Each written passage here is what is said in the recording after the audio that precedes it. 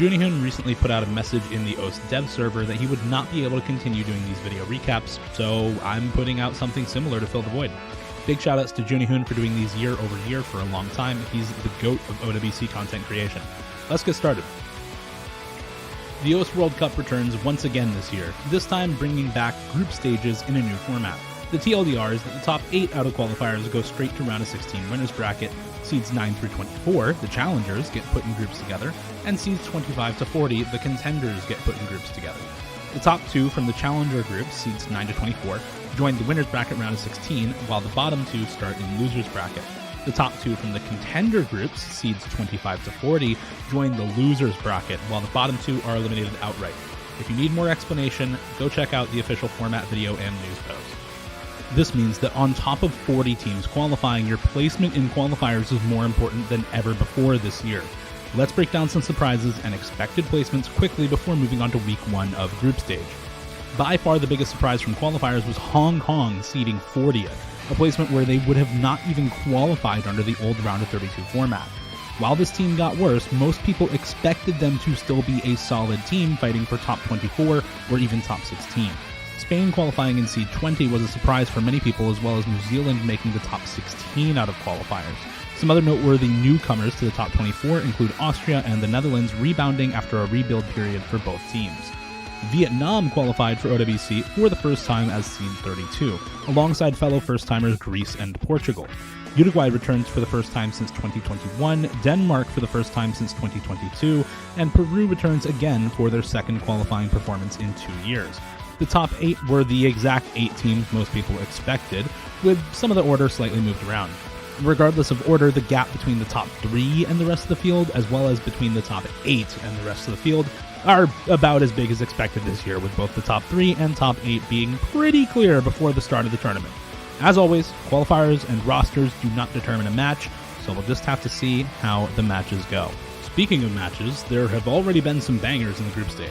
I won't cover every match here, but we will talk about some of the upsets and interesting group stages we have already, as well as first match wins ever for multiple teams in OWC this year.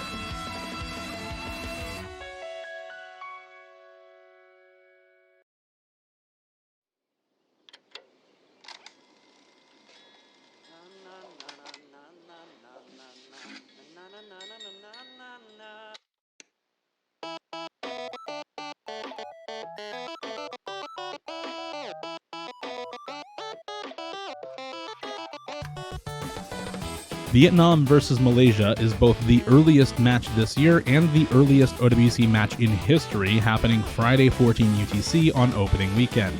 It was also our first of 4 on-paper upsets this weekend. I say on paper because this is Vietnam's first OWC ever, so while they are technically favored as seed 32 over seed 33 Malaysia, Malaysia's experience on the OWC stage shone through this match, while Vietnam seemed to struggle with nerves quite a lot based on some social media posts. This match was still quite close at 3-5, but this was effectively the deciding match for Group E. A massive shout out for Malaysia has to go to Mabayu, formerly Brest or Bless, along with Rampax and Nohead. Taiwan has already beaten Vietnam as well, and both Taiwan and Malaysia have beaten Denmark.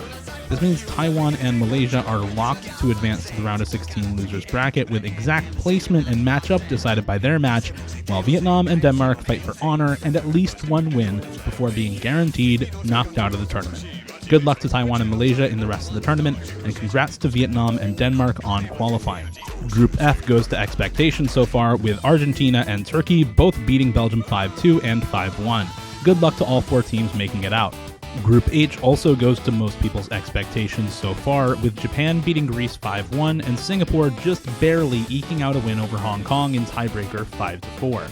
This match was a real nail-biter, with extremely close points all around, even from the very first map of the match in No Mod 2, then Hard Rock 2, then DT3, then Free Mod 1, and finally the tiebreaker at less than a 200,000 point difference.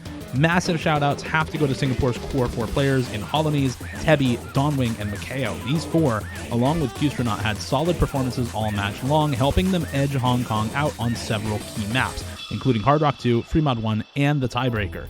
The honor of the top 2 players in the lobby still goes, as most people expected, to Misha Awa and F2X, but a necessary honorable mention has to go to Flyon, who was instrumental in multiple map wins for Hong Kong and made many of those close wins for Singapore as close as they were.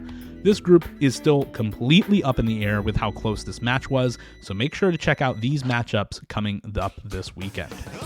Taking a detour to the challenger groups, we can quickly stop off at China versus Thailand, which was 5-1 for China.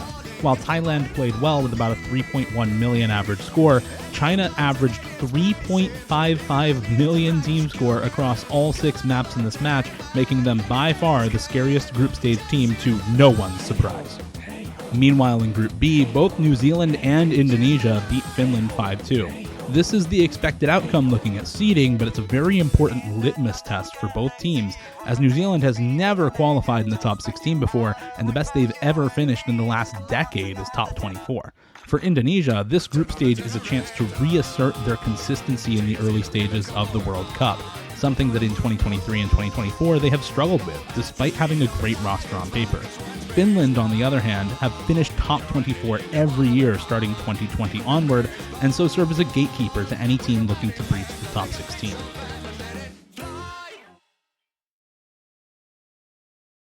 Let's see you try and take this away. Let's skip over Group C for now and move on to Group D, where we can quickly recap Brazil's 2 wins over Sweden and the Netherlands, both 5-2, and the Philippines' win over the Netherlands 5-1. While Brazil looks the best in this group so far, nothing is decided yet, with the last 3 matches in this group yet to be played. Good luck to these 4 teams in advancing to the winner's bracket. Now for the most interesting groups after Week 1. Let's start in Group C, where we have an absolutely crazy group stage. Chile is locked to advance at 2-1, but their one loss is to Spain. This is not only potentially a deciding match for order between the top 2 teams in the group, but also Spain's first ever OWC win. They were massive underdogs coming into this group, with only 19% of people picking them to make the top 2. Them being 2-0 right now goes to show how much this roster has improved, how good these players are, and how much everyone has underestimated them so far in the tournament. Chile, however, did make that match as close as possible, forcing tiebreaker and then beating both France and Italy afterwards. Here's where this group gets really interesting. Only 2 teams are locked for advancement and elimination. Chile will advance, and Italy will drop to loser's bracket. The last match of this group determines the other team advancing and the other team dropping to losers between France and Spain. If France wins 5-3 or better, they advance into the winner's bracket as the second seed out of Group C. If France win 5-4, Spain advances as the second seed out of the group, despite having a tied point differential and the head-to-head win over Chile. And finally, if Spain win, they go 3-0 and advance to the winner's bracket as the first seed out of the group. Seeing Spain not only win their first match, but qualify in as seed 20 and have a good chance of making out of this group as first seed is really incredible, and these players should be very proud of how they've played so far. And the same goes for France with this rebuild roster with 3 completely new rookie players. This team has definitely stepped it up this year as well, something that we have been really looking for from France the last few years. This is an absolutely wild state of affairs where only one team is truly locked into place and all 3 other teams can place differently depending on the outcome of one match. You do not want to miss this one.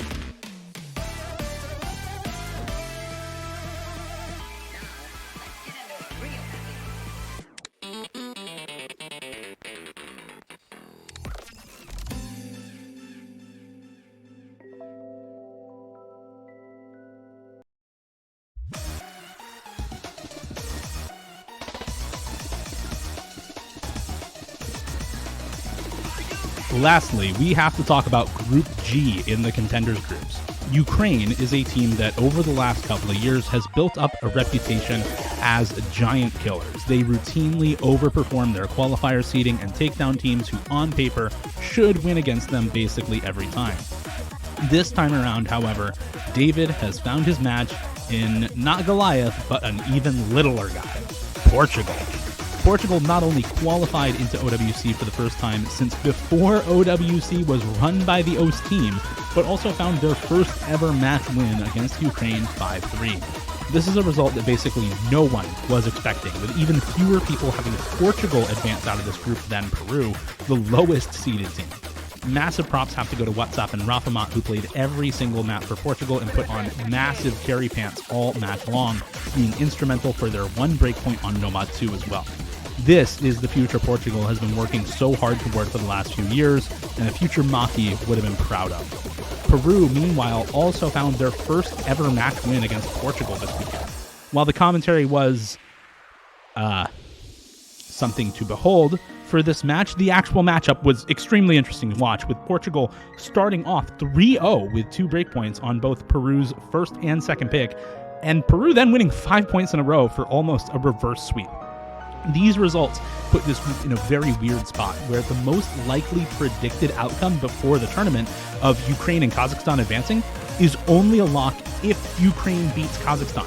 If Kazakhstan instead goes 3-0 in this group, we could potentially have a 3-way tie for second, with Ukraine, Portugal, and Peru all going 1-2, all those ties broken by point differential. This group is another very hotly contested one, with each team's tournament life on the line.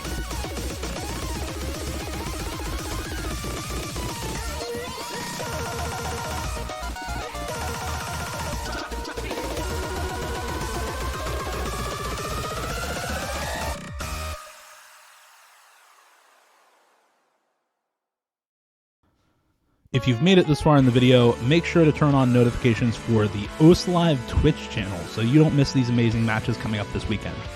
If you're interested in more OWC content, check out Full Circle on the Corsace Twitch channel, where we do long-form podcasts recapping the previous stage and predicting the matches for the next stage of OWC. And check out my own live stream, where during OWC season, I frequently stream myself doing pick'ems and just chatting about everything happening in OWC. This is my first time doing a video like this, so if you enjoyed it and want to see more of it, leave a like and a comment and let me know. This video editing stuff is way more work than it seems, even for something simple like this, so I can't promise these will be released on a regular schedule, but I want to try to get them out every week. Thanks for watching, and hopefully see you next time.